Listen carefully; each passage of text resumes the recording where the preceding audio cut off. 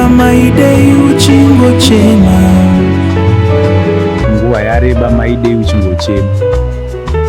Ona ndakafa kare pavane makore. Hazvina mhosva, ndokuda wakafa kudaro. Ona ndiri kuchema.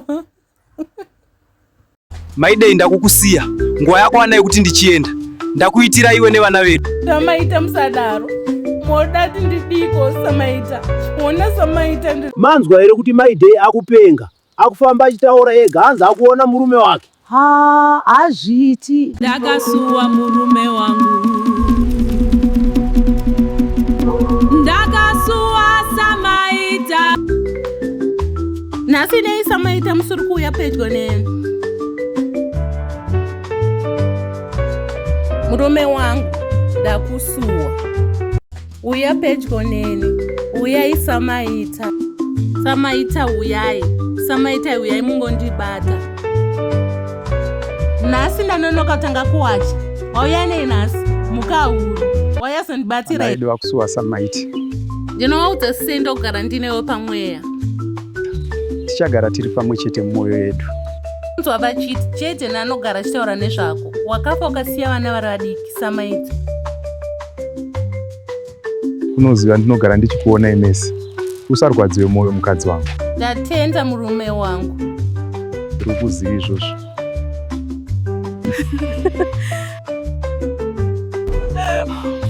Ndenjia, hanziwe wakupenga.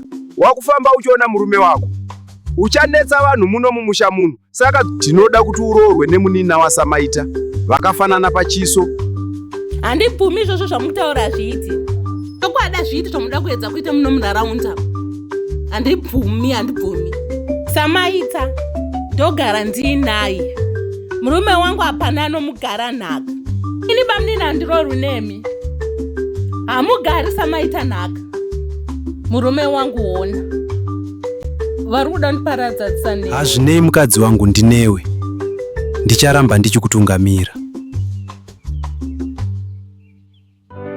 Handei mudiwa kure nevanhu vese.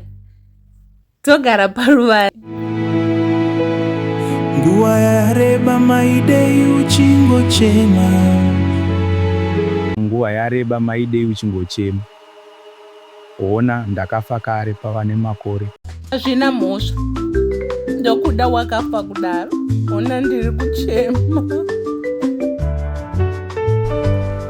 Maidei ndakukusiya, nguva yakwana yekuti ndichienda.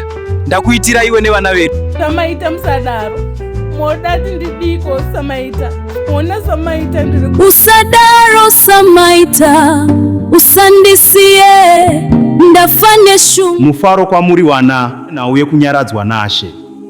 Ishe vanoti kana wakaremerwa uya nemutoro. Haleluya. Kana uchimera uya ndokunyaradza.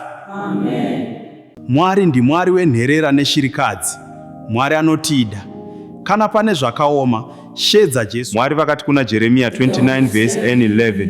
Ndinoziva. Nokuti ndinoziva urongwa wandinako pamusoro penyu, ndizvo zvinotaura Jehovha. Urongwa hwokuti mubudirire, kwete kukuitirai zvakaipa. Urongwa hunokupai tariro neramangwangwana rakanaka. Asi ndinoda kunamatira vakasenga mitoro, avo vari pakuchema. Tinokutendai Mwari, Mwariwo. Tinokutendai Mwari. Sister Maidei, Mwari vanokudai. Masunungurwa. Zviya zvamaiona ipfungwa dzenyu. Murume wenyu akazorora kare.